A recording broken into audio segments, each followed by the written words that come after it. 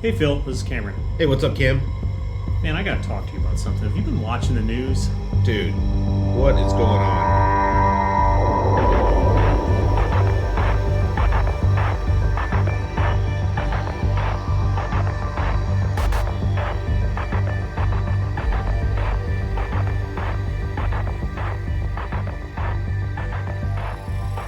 Pocket politics with Phill and Cam. Why? Why are we doing this? I think it's gonna matter. The only thing they want to talk about is guns and abortion. My own views, I want to see the Republicans get away from the social issues. I'm not saying that Republicans are idiots. You hear something like that, it's powerful. As an American, I was disgusted.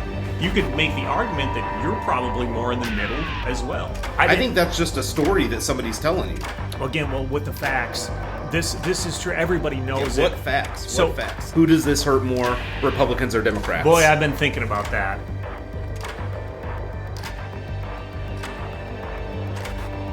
Welcome back to Pocket Politics. Cam, how are you doing today? I'm doing well. How are you? Pretty good, pretty good. So we've got some updates on the Biden visit to Ukraine.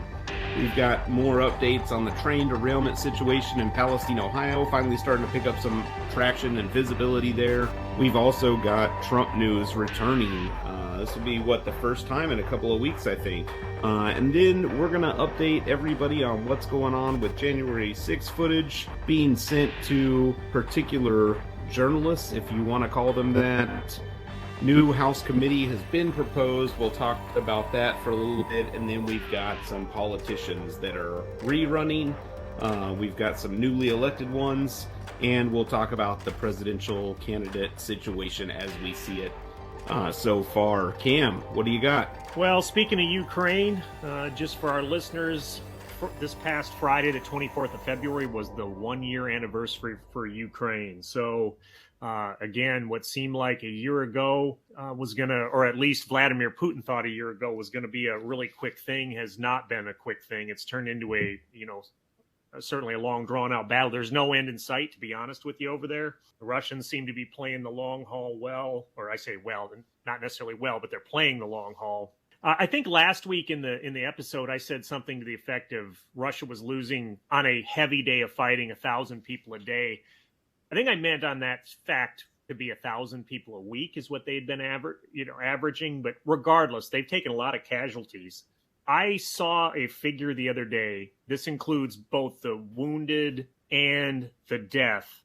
So wrap all that into casualties. There's some estimates out there that Russia has lost or has suffered close to 200,000 casualties. Now, Russia's not reporting that. And again, that's not all death because that is injuries, etc. But that's a high number of people getting injured, killed, whatever.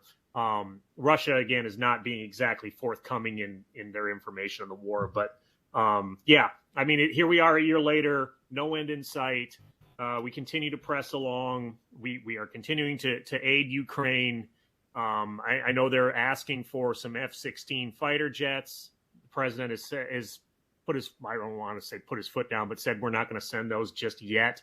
But we are continuing to send them quite a bit of aid. So I will say this, too, before I know you want to jump in, Phil, but I wanted to point to our listeners, too, in regards to Ukraine. The other night I put on Facebook a clip from Utah Representative John Curtis. And what he had put on there was his basically speech he gave a year ago when the attack first happened. He was over in Europe. I think he was in Brussels. And he was standing there talking about the somber feeling and everything that Russia had just been, or that Ukraine had just been invaded.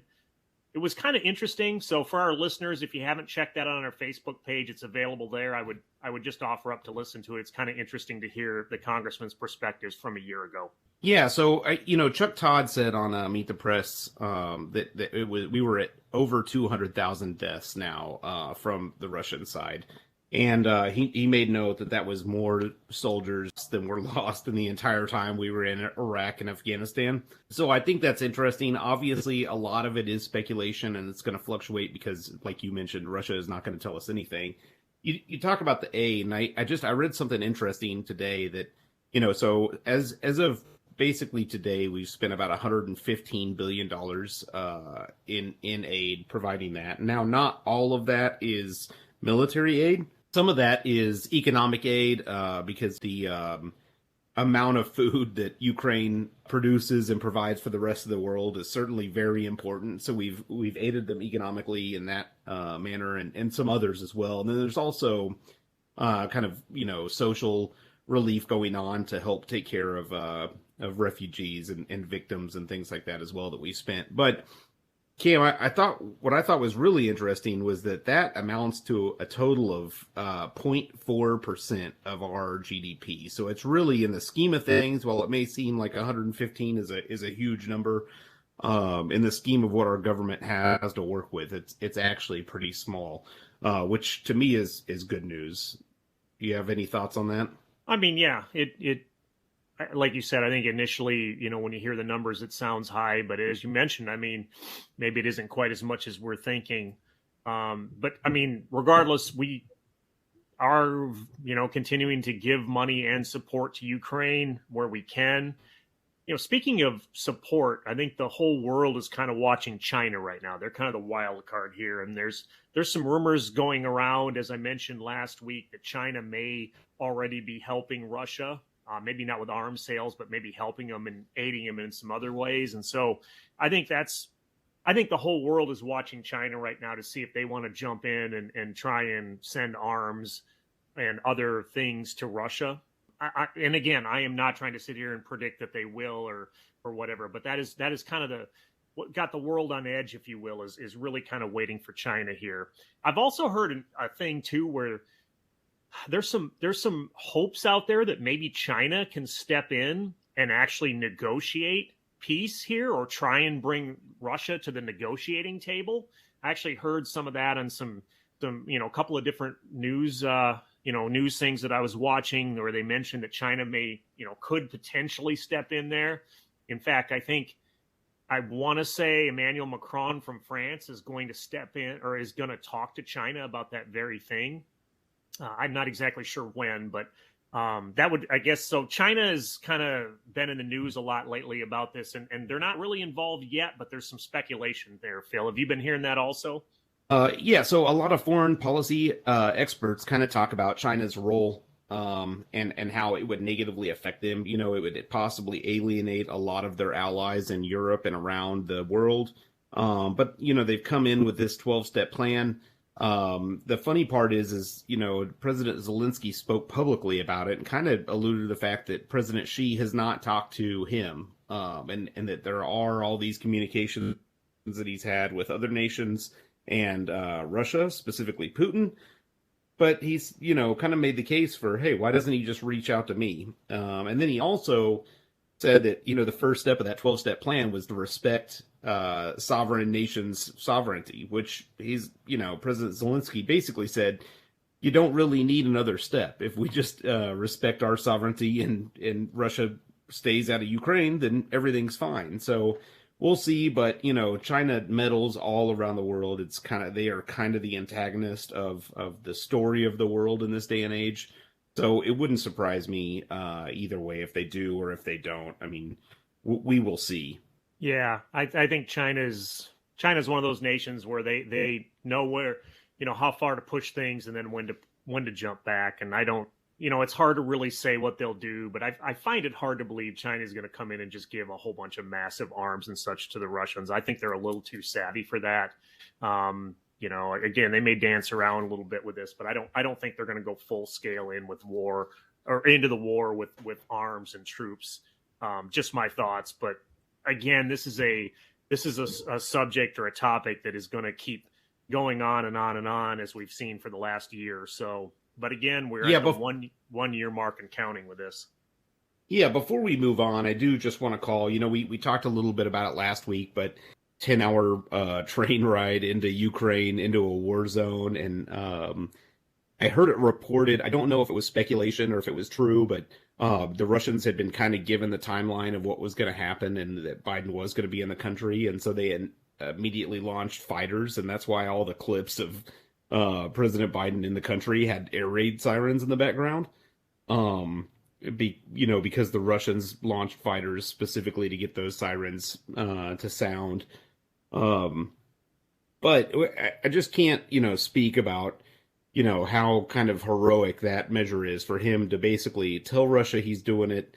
They planned this trip out. Apparently, it had been being planned for multiple months, and then he takes kind of an unmarked small Air Force plane into Poland, not using Air Force One or anything like that, and then the 10-hour train ride in and out of Ukraine. I mean, do you have any other thoughts about that?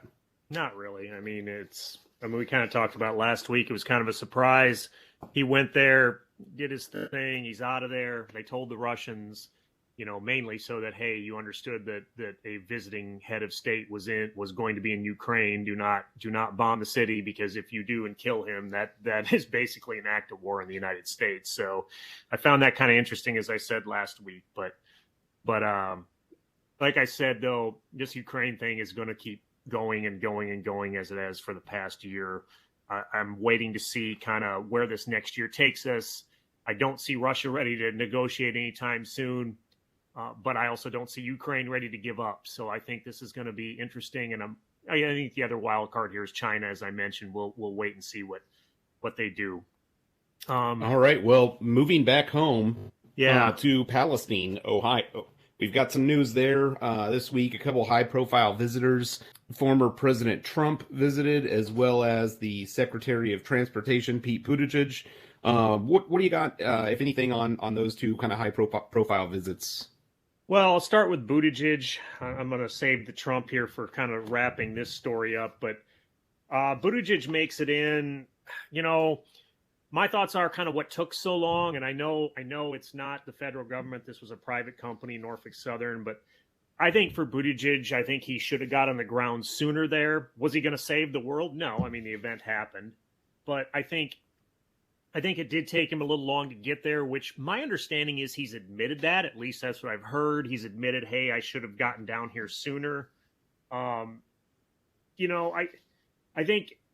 Speaking of that, I personally think the president should go down there. Now, I know the president doesn't go to every single disaster, but I think as high profile as this Palestine, Ohio thing has gotten, I think Biden should pay it a visit.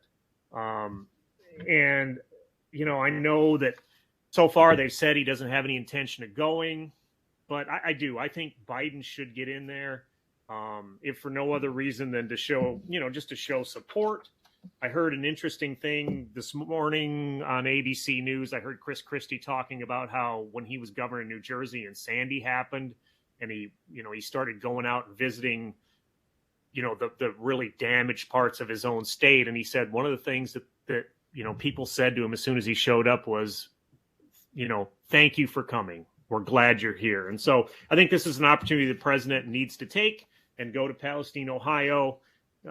Certainly it takes a lot to do any kind of presidential visit. I understand that, but I think this is a chance for him to get there and to try and help connect and to help maybe console these people in Ohio. Yeah, I'm a little bit mixed on it. I don't disagree with you that I think the right call as a president is to kind of go there, get the feet on the ground and see what's going on. The one thing that I see about this is because Ohio is a very red state, that almost any action on the president's part could have the potential to turn out worse optically than him, aiding with federal support and doing what he can as the head of the executive branch, whether he's there or in DC or in Poland, whatever the case is, right? I think that it could have negative optics for him. So I don't know what's going on behind the scenes in his administration. I have no idea. I'm sure the president is a busy guy, but I kind of agree it's the best answer is to go there and put boots on the ground, but I could see a potential reason why the administration is avoiding it. I was going to add to that, though. I remember, I think it was about a year ago, maybe even a little longer ago than that, but, Kentucky got ravaged by tornadoes. And there was a significant amount of damage and there were deaths there. And Kentucky's a pretty red state, but the president went there. And I remember there was a number of residents of whatever part of Kentucky it was. I don't even remember the towns that were affected, but regardless, I remember there were some residents there that said, I didn't vote for him, but I'm glad he's here. And I just want to come out and hear what he's got to say. Yeah, and he did the same thing in Florida when those apartments collapsed, right? Yeah, Um, yeah. he went Well, down and there. he also, Phil, let's not forget, he went to Florida not only with the apartments, but he also went down there with the hurricane last fall as well. Yeah, and and stood right next to Ron DeSantis. So I I agree. Well, like I said, I do think that that's the best position, but I can in my head imagine why maybe there's a reason they haven't done it yet.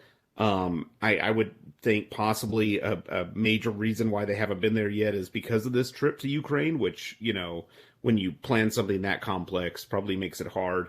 But either way, I am confident that the federal government is doing everything that they can to help. You mentioned last week they had to work around some loopholes um, to get FEMA in there because FEMA is typically set up for natural disasters, and this is not the same. But I will say, Pete Buttigieg tackled it. I mean, he made the statement that said that he should have been there, maybe earlier. But at the same time, he's getting it or getting there right at the same, period as the Norfolk Southern CEO. So it's Well, like even the company responsible for the disaster is a little late to the game on this one. yeah, I'm not going to deny that the company's a little late to the game on this. I did see a town hall last week with Norfolk Southern where they were sitting there, like I said, at a town hall with a number of residents from, from the town. They're from East Palestine, Ohio, and certainly the residents weren't holding back at all with what they've been through and their feelings, etc.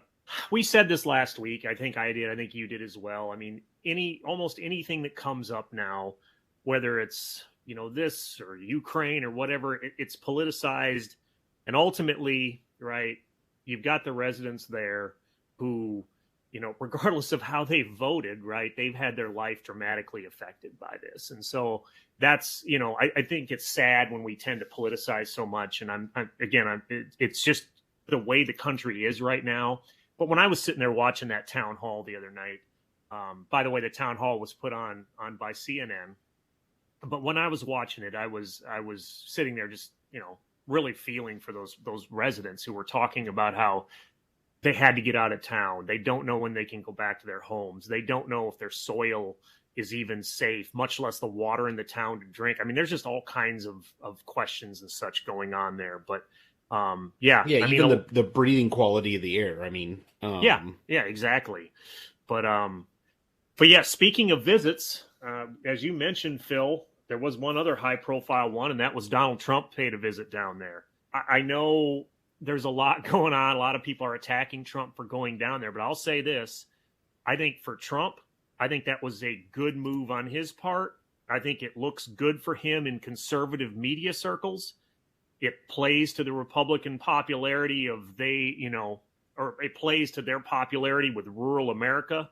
I know the press is attacking him for going down there and stuff, but I think from just a political stand or from a political move, being savvy, if you will, I think Donald Trump he was smart to go down there. Yeah, so I'm not gonna disagree with you, but I want to put this under the lens of so he's no longer the president, so he really cannot help any other way than by using his money, which he donated some bottled water and stuff like that. But he effectively used it as a campaign event, and so I think that if people think this is Trump doing the right thing or doing it heroically, they're missing the fact that it was inherently selfish. I mean, the entire time he was down there talking, he's standing behind a podium that has a link basically for you to donate money to his campaign. And so largely to me, it was a stunt, and not just in poor taste, right? And obviously, I don't like the guy. I think he was probably one of the worst presidents ever, but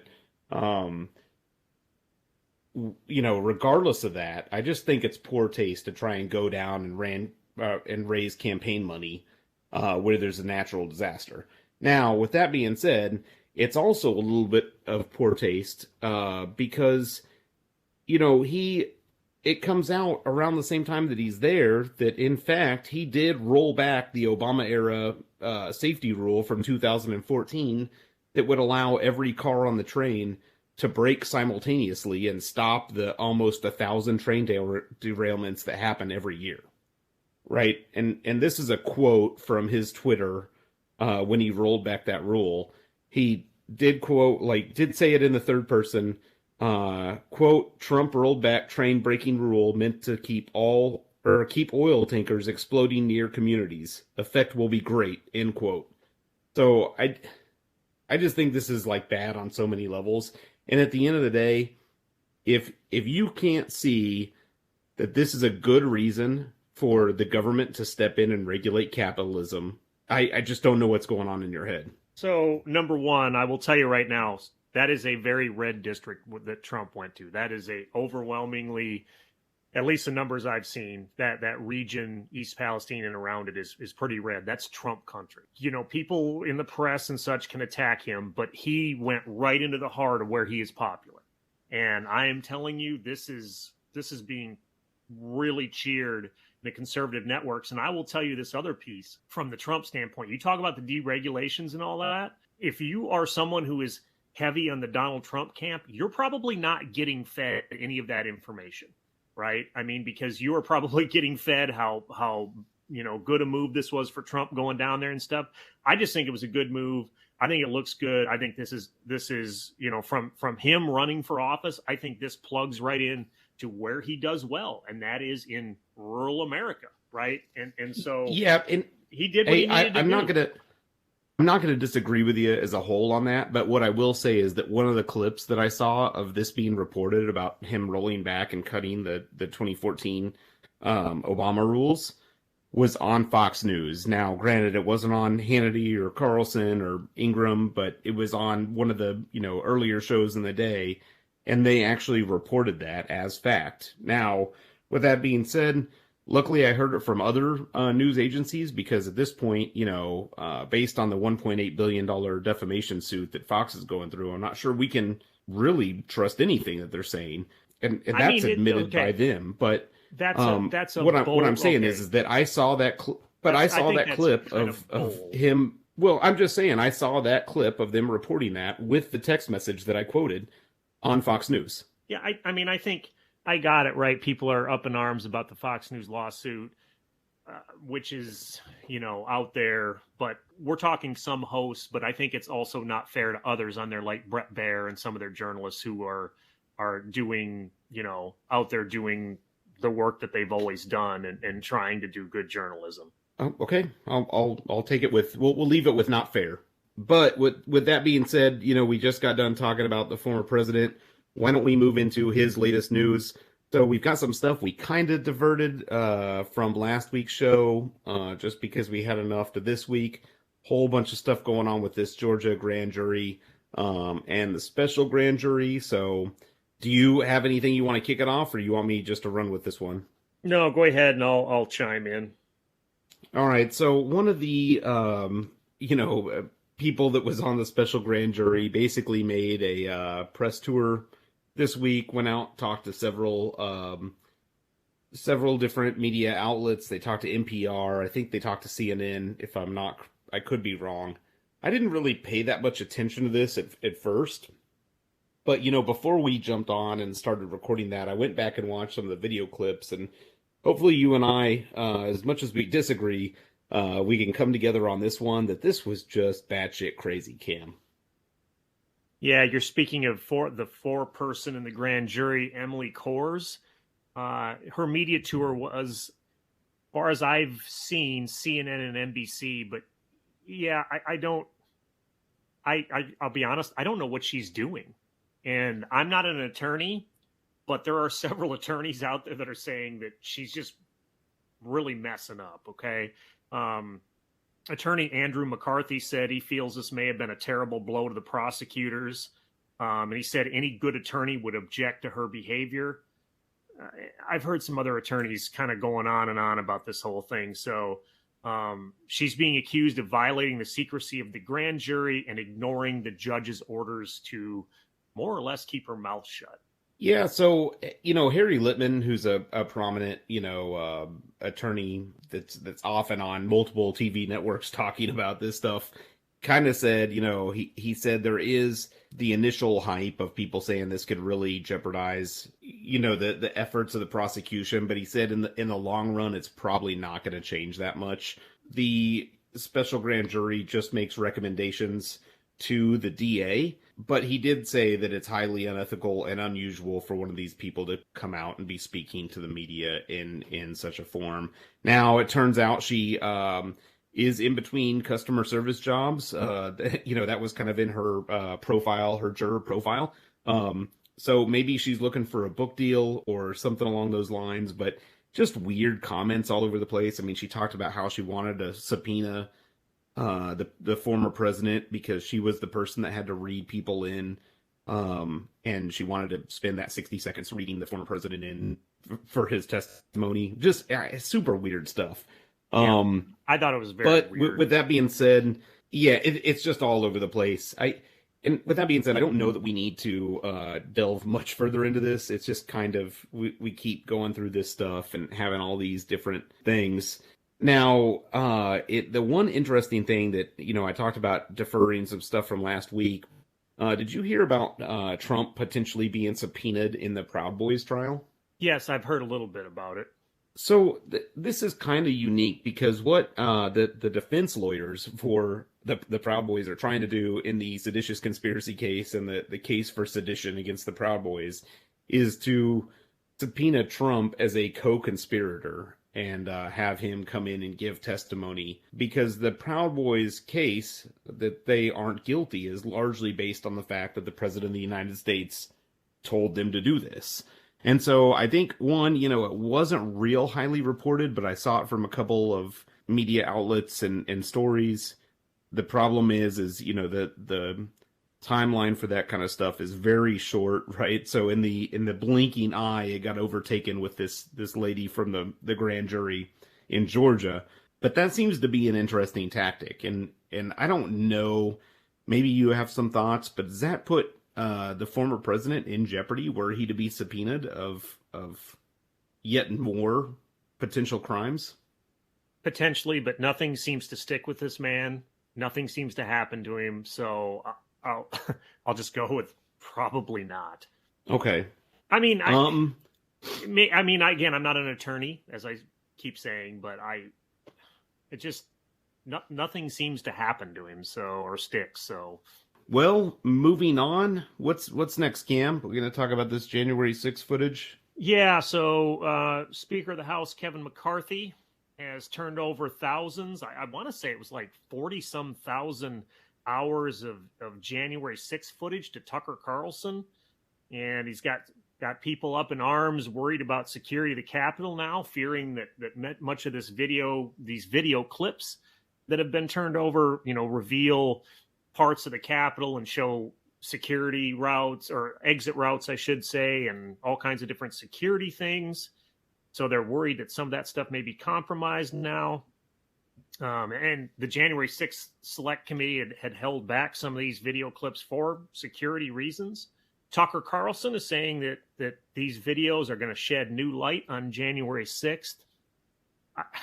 I'll be honest with you. I don't really know why Kevin McCarthy, what he's doing, why he just turned it over to not a network per se. He just turned it over to a host. Like, he didn't give it to Hannity, he didn't give it to Ingram, he didn't give it to Brett Baer, he didn't give it to anybody at Fox other than Tucker Carlson. I think this is a really strange move on his behalf.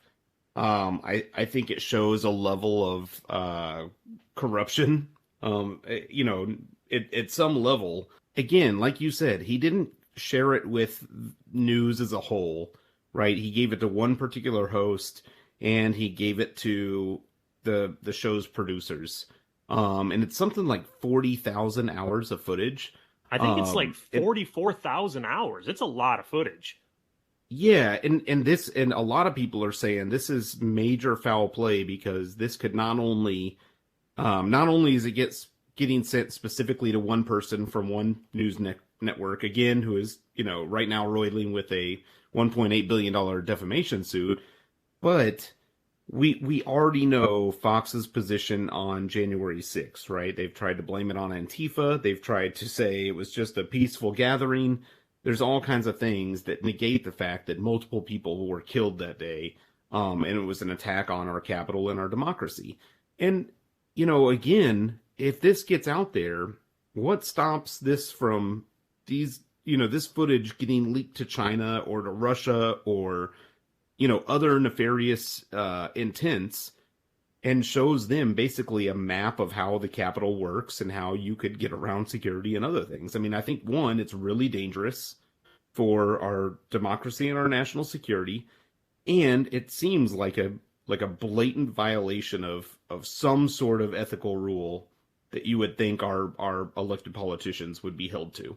Yeah, so I as far as the ethics part and such, I don't know what the rules are and aren't, etc. But I just found it kind of weird that he gave it again to just this one show on there. And to be fair, I mean, we don't know what they're actually going to show as far as the clips go, etc.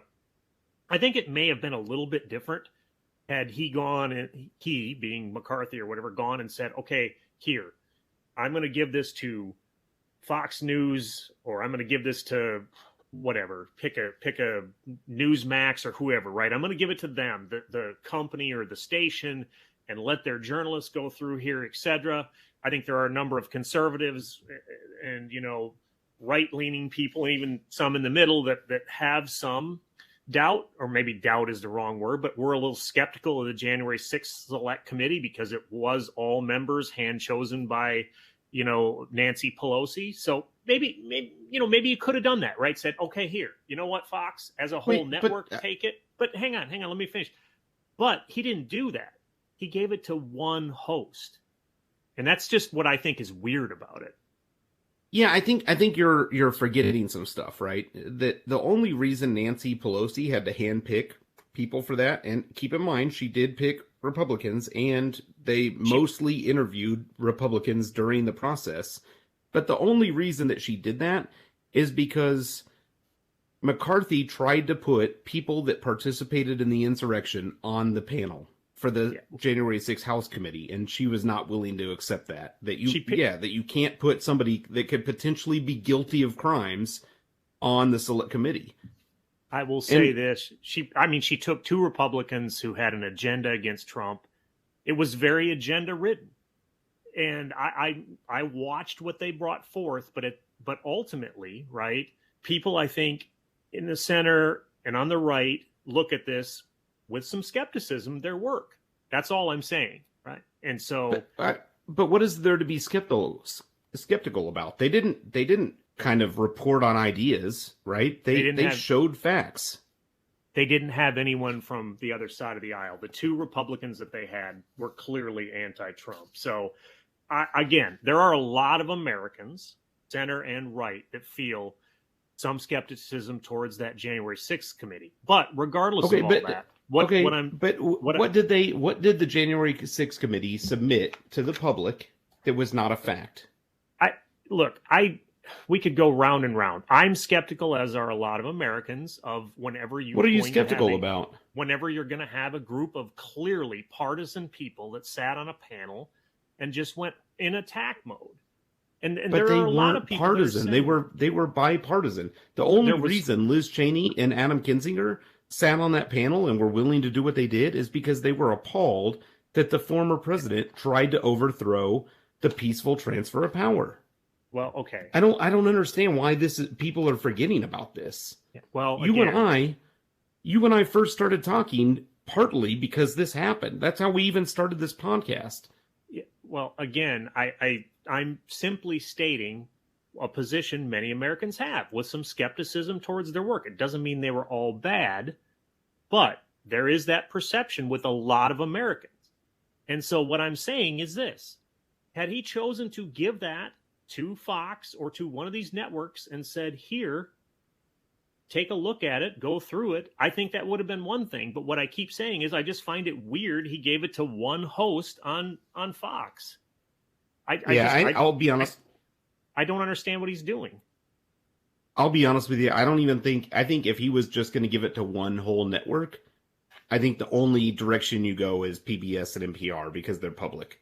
Well, but regardless of all that, I think if you're going to give it to a private, Yeah, Like what I'm saying is if you were going to give it to just one network, you go the public network. If you're going to give it to all of them, you give it to all of them and include every private network. I just don't. This seems highly suspicious to me. yeah, again, as I keep saying, I don't know what he's doing there, but again, we'll see what Tucker Carlson puts out with this and what he ends up showing. I have no idea when this stuff's gonna hit the network, but regardless of that, there is some other news in the House. The House is, or looks like they're going to push forward with a task force in the House, if you will, to boot members from a committee. This is supposed to be a bipartisan force, and it is something that is designed to, at least in theory, set a standard for now removing a member from a committee. The whole reason this even came about is apparently to get her vote. Speaker McCarthy cut a deal with Republican Congresswoman Nancy Mace of South Carolina, who was originally going to vote no on ousting Ilhan Omar from her Foreign Affairs Committee seat. But the only reason she agreed to vote yes to remove Omar was to get this committee or to get this new task force, if you will, set in so that in Nancy Mace's eyes, there could be some kind of standard for removing people from a committee. Apparently, both Speaker McCarthy, Minority Leader Jeffries are behind this thing. I just saw a thing. There's been already Congress people named this. The Republicans are going to put Tom Cole, Nancy Mace, David Joyce, and Ken Buck on it.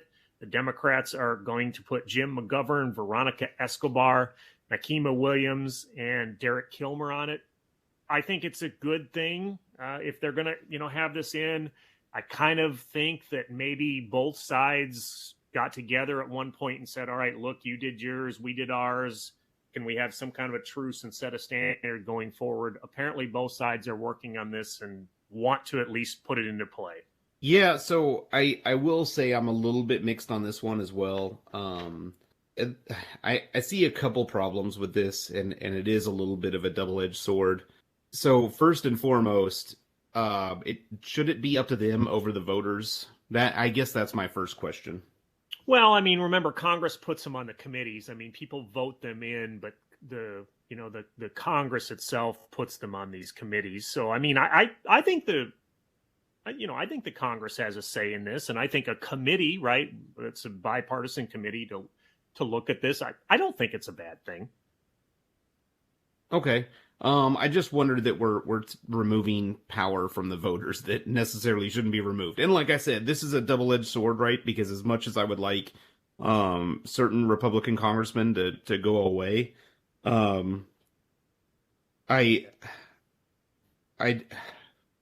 much as I would like that to happen, and I think that probably Marjorie Taylor Greene should be removed from all our committees, I just don't know that it's the right decision to do this without the input of the voters, right? Because they're the ones who ultimately make the decision of who gets to represent them in these committees in the first place. So like I said, for that reason and that reason alone, I mean, I do think there's some aspects of this that are very positive. But there is a part of me that worries a little bit. Yeah, I think part of it though is, again, I think maybe not to have this come up very often, but should there be some kind of ridiculousness come about by somebody in Congress, that they will have a committee in place to at least investigate it, take a look at it, and make some recommendations. I don't think the intention of this is that this committee is going to be that busy. I think it's going to be there if needed, and if nothing else, set a standard. So I guess I don't see it as a bad thing, but we'll have to see what they actually come up with as far as these standards are concerned. So, but there is some other news, though, when we speak of Congress and certainly, we speak of some of these people and some of these races and stuff. There is definitely some other news. I'll start this off with out in Montana, Jon Tester, Senator Jon Tester. He announced he's going to run again in 2024. He's held that seat since 2006. I got to say, Phil, I think Democrats breathed a sigh of relief when Tester said he'd get in there. Montana being a pretty red state, but Jon Tester has shown that he can win and has done so multiple times out there. So don't you think, Phill, Democrats are pretty happy to hear that? Yeah, I think they are, and especially for Democrats who don't get in the weeds with the political system, I can understand why they may not think this is as big as it is, or this is that important.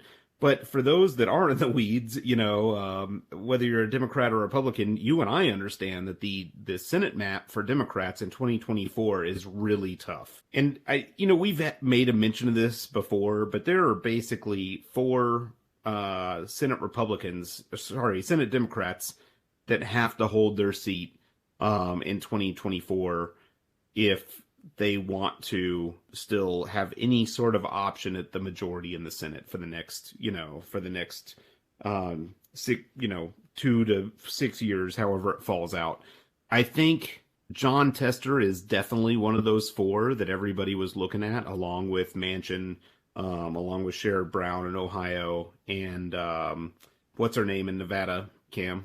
It doesn't matter. We know who we're talking about. And Jackie Rosen. Jackie Rosen. Yep. And then there's a couple other that are kind of on the fringes. Now, while the Republicans stand almost no chance of getting a filibuster-proof majority in the Senate in the next election, the Democrats, if they want to maintain power, they are going to need certain wins in these seats, and they are tough, right? Joe Manchin has faced a lot of criticism, has not announced. We don't really know what his intentions are. If it were up to me, I would bet that he's going to run again. But Tester announcing is kind of a huge move in the right direction for the Senate Democrats. As you mentioned it, he stands a pretty good chance of winning. Pretty moderate, pretty light out there. So I think this is good for the map moving forward. Yeah, you mentioned it. It is a tough Senate race, or a tough Senate map for Democrats in 2024, as you said, Phill. I want to say this about Tester, too. As far as him winning out in Montana, I think he's continues to surprise people out there, because Jon Tester is not from the blue portions of Montana, right? And I know we think of Montana as a red state, but there definitely is kind of a Democratic belt in Montana, and that's in Missoula, the college town, and Bozeman, and kind of some of these other kind of foothills of the Rockies towns. But Jon Tester comes from a very rural part of Montana, in north central Montana, where it looks to me, at least, to be pretty strong Trump country out there where he's from. And so Tester comes from that area. He's a longtime farmer, and he's also a butcher, custom butcher. In fact, he's missing some fingers because of a butcher accident earlier in his life. So every race he runs again, or that he's run in Montana, has been close. And I bet you this one in 2024 is going to be the same way. But I would not be surprised to see Jon Tester hold his seat out there. I will say, I have heard some whisperings that Matt Rosendale may want to challenge him. And that is, he's a congressman out there in Montana. His name may ring familiar to some people, because he was one of those early holdouts during the whole Speaker of the House voting thing. And so, again, we'll see. No challenger has come forward, or nobody stepped forward to be a challenger yet. But again, I think Jon Tester being in the ring, I think is some big news this week. Also, Phill, in the news here, Virginia has a new congresswoman. What do you have on that? That they do. So Jennifer McClellan is officially the first Black woman in Congress from the state of Virginia. So she won the special election there, and is headed to Washington, D.C. Not too far of a drive or a trip. She defeated Republican Leon Benjamin here this past week in a special election. She won pretty big, 68 to 32%. She's got a long history of being involved in state politics there in Virginia. She's going to represent the 4th District, which covers parts of actually 15 cities and counties around in Virginia. But the largest block of that district's voters reside in Richmond. It is a pretty blue district. I don't think anybody's too shocked that a Democrat won the seat. There was kind of some, drama, if you will, going on back in December when they were trying to figure out who was going to step forward and be nominated from the Democratic Party. But once she got it, I think people felt pretty good about her chances to win. Again, she won this because of a special election that had to be held because Donald McEachin, who had won this seat for his fourth term back in early November, actually passed away in late November. So really, just a couple 3 weeks after he had won it, he passed away. And we report on that last fall. So this one kind of ties that all up there. So the Democrats have a new congresswoman. Virginia's got a new congresswoman. So some more news there. Moving on to some presidential news here, Phil. Politico had an article this past week that called into question whether President Biden is really running in 2024. They talked about he seems to be dragging his feet. They mentioned some other things. I'll just ask you, Phil, is President Biden going to run again in 2024? Yeah, there's sometimes I'm in the business of making predictions and sometimes I'm not. This one I just don't know. I could see it both ways. I think President Biden is going to do much like he did before. At least in the past, he's kind of molded over for quite some time, and there was all this speculation. We didn't really even know that he was running in 2020 until it was, already we had a decent field of Democratic candidates. With that being said, I think he's going to see how everything looks and his people are in the campaign involvement is going to make a good decision. But I think that a lot of people think that he might be the only person that can get elected as a Democrat in the next election. So it'll be interesting to see. What are your thoughts? Well, I was going to say, I think he's going to run. Personally, I know his wife, the First Lady, said here late in the week that her husband is going to run.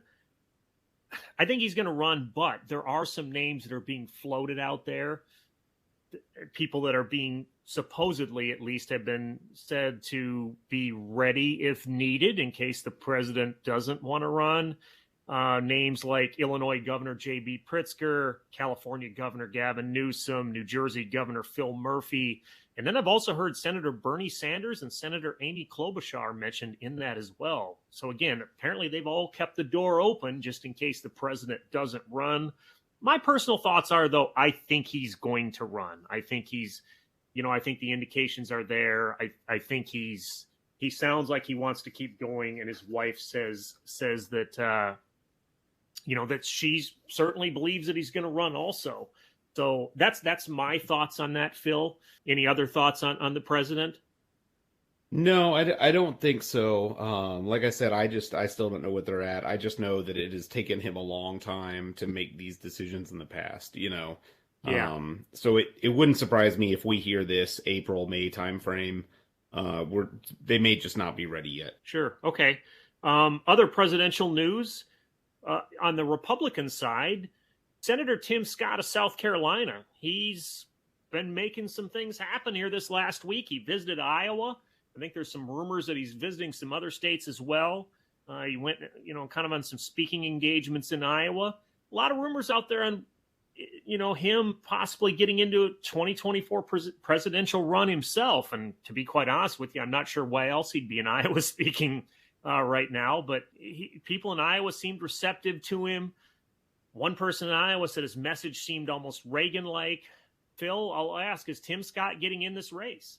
So he may very well be. The one thing that I'll say about this is that, typically, and for our listeners, we've kind of talked about this a little bit before, but typically the Republican primaries are not like the Democratic primaries, right? The Republican primaries are a winner-take-all scenario. And so what we've seen in the past, the past probably 10 or so, maybe even more, but I haven't gone back that far, elections, the Republican candidate is always polling right off the bat the announcement that they're going to run in the 20 to 30% range, right? And so right now, we've got two of those already, right? We've got Ron DeSantis, who has yet to announce, right? And may not even run, we don't know, but is hitting poll numbers that could potentially signal a nomination.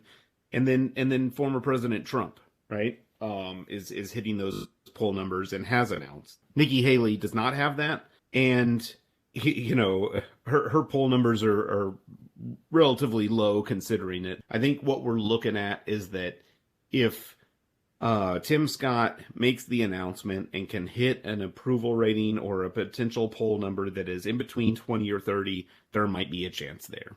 Otherwise, I don't think he has a chance. Okay. So the other question could be, do you suppose Scott maybe just kind of trying to gain some national attention with the hope that he could maybe be a vice presidential candidate for someone? Possibly. I just don't know. I mean, that of all people that you would tee up, I don't know why Tim Scott sees this as his potential opportunity or potential year. You know what I mean? I just think the Republicans have got better talent. They've got a lot of governors who are pretty popular. I just don't see why he would jump on this as this is the year, that I'm going to make my run. Because as we've seen, running for president can have pretty dire consequences if you don't go very far. Wouldn't you agree? Yeah, it can. Yeah, no, it can. And you and I have talked about it with Marco Rubio and some others. The other thing about Tim Scott that he may be doing, and I have no idea. I'm just kind of speculating here, but maybe he's just kind of going around the country on a little tour, just kind of sort of dipping his toes in the water with the thoughts of seeing how things look. But in reality, in the back of his mind, he may be looking it down the road, i.e. 2028, and just trying to get some name brand recognition there. But again, he hasn't announced either. I mean, he was on Hannity this past week, and he was asked, if he was going to run, and he, in true politician fashion, he didn't directly answer the question. He just kind of went off on a speech, if you will. And so, the indicators are there, but Phil, you mentioned it. He's not polling well. I think I saw a poll the other day that had him at 1% or less. So it doesn't look good, or as far as those numbers don't look good for him, but anything could happen. And I suppose if he's happy with what he hears in Iowa and these follow-on states he's going to run to, or that he's going to visit, I should say, he may try and jump in the race. I'm with you, Phil, though. I just don't see him going very far right now. I don't see where his lane really is. I think it was Hannity this past week asked him how he's going to differ from Donald Trump, and he just basically said, well, I don't think I'll differ very much at all, and I'm really grateful he was the president. So, I mean, if that's the case, we already have that. You have Donald Trump running. So I just don't know what his lane is going to be if he's going to try and get in this thing. Yeah, and again, Nikki Haley said a lot of the same things. She was asked the very same question and had kind of a similar response. So I don't know what candidates hope to achieve by running a separate candidacy for president, but not distinguishing themselves in really any meaningful way. But yeah, good. I think it's interesting. We'll keep watching as we go forward. I do want to remind our listeners, if for any reason you haven't listened to the last episode, please go back and do it. It's called The Interview, but it was our first interview, and we had a chance to sit down and interview a Republican House candidate from Tennessee, Antoine Bohannon. So really good interview. Please take the chance to go look at it. And also like and subscribe if you're engaged. We are on YouTube. We are on Spotify. We are on Apple and Google Podcasts. You can find us just about anywhere, and tell your friends about us as well. We really appreciate the support. And you can link to all of our stuff on pocketpolitics.co. That is our website. And there are easy, convenient ways to get our content in multiple different ways. And then you can also see our social media pages there and engage with us further. Cam, we ready to wrap it up this week? I think we are. You want me to go first with a parting shot? Go ahead, yeah. All right. Well, I always like it when people are upfront about what it is they want. And so I will just say that definitely happened in Ohio, specifically in Columbus, Ohio. There's a pizzeria there, a family-owned pizzeria named Santino's Pizzeria. That was very upfront with what they wanted. They posted a sign out that said, "Now hiring non-stupid people." And this job ad has now gained a whole bunch of social media buzz. And so I guess they're getting some publicity there. But they said they want some good quality employees. They are looking for, just that, good workers, etc., non-stupid people. They did come out later and said it was designed to just generate some buzz, etc., some humor. Wasn't meant to target anyone rude or be rude or whatever. But again, this story's been making the headlines. I thought it was kind of interesting. I'm glad they're upfront with what they want. And I mean, let's face it. If you're going in to get some pizza, the last thing you want is like a stupid person serving you pizza, right? So, hey, Santino's, you're upfront with what you want. I think a lot of people like that in this day and age. And you know what? If you want to read more about this particular story from this pizza shop in Columbus, Ohio, you can jump onto our Facebook page. I've got the story linked up on there. Take a read. It's kind of funny. It's going to probably put a smile on your face. And let's face it, we could all probably smile a little bit more these days. So that's what I've got. Phil, over to you. Yeah, well, I was just going to say, you might have some experience in this area. What aptitude does it take to make pizza? Any idea? Yeah, just a little bit. Yeah, just joking. But so I am going to, Cam and I talk a lot about, not wanting to, kind of doom our sports teams by talking about them and their success. So I'll go ahead and mention one that's already doomed. For those of you that know me, I'm a pretty big Liverpool fan. And we are suffering, and it is weird. We haven't changed very much over the last couple of years, but on the backs of 5 or 6 years of really big success in European soccer and world soccer, we are now, I believe, 8th in the league, and it is not looking good. We are not set up for European soccer next year. You have to be 5th place or higher to do that, and we've got some tough games coming up. Midweek, we lost to Real Madrid from Spain at home, 5-2, in a disgusting upset that nobody probably would have predicted. So we will see, but for those of you out there who can sympathize, keep the Reds in your thoughts and prayers, and hopefully we can somehow recover. But that's all I've got. Cam, do you have anything else before we wrap it up? No, I think it's time to wrap up, but it has been a great show. Thanks so much for having me on. And ladies and gentlemen, until next time. All right. Bye.